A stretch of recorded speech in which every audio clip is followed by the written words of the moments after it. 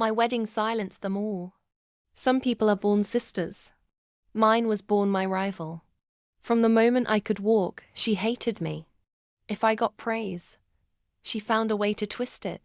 If I earned something, she snatched it. The cruelest cut came when I was 17. I'd worked myself raw for a full-ride scholarship to Columbia. It was my ticket out, my dream. But somehow, my acceptance letter was rerouted, my paperwork sabotaged, and guess who ended up at Columbia instead? My sister. I swallowed the pain, told myself life would give me another chance. But betrayal has a way of multiplying. Years later, when I was finally ready to build a new life with the man I loved, she struck again. This time, she went after the one moment every bride dreams of: being walked down the aisle by her father. She whispered into his ear, poisoned him with guilt trips and manipulations until he folded. 1 week before the wedding, my father sat me down and said, "I can't walk you down the aisle. It wouldn't be right."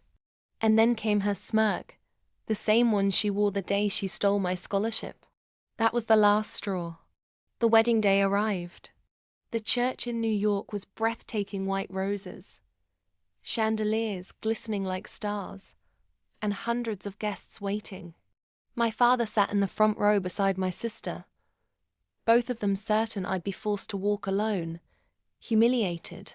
The organ played, the doors opened, all eyes turned. And there I was, radiant in white arm in arm, with a man whose presence made the entire room gasp. Not my father, not an uncle, not even a family friend, but the university dean from Columbia, the very man who had once fought to reinstate my stolen scholarship. He had seen firsthand how my sister sabotaged me, and he never forgot. Years later, when I called, he didn't hesitate. Gasps rippled through the church. My father's face drained of color. My sister's jaw dropped, and suddenly the smugness evaporated, because everyone knew what his presence meant. The truth was no longer buried. When we reached the altar, the whispers had already begun. My sister shifted uncomfortably, tugging at her dress, while my father couldn't even meet my eyes. But the true dagger came at the reception. The dean stood, raised his glass, and delivered a toast that sounded innocent at first.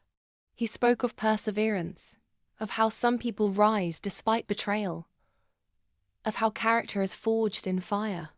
He never once said her name, but every guest connected the dots.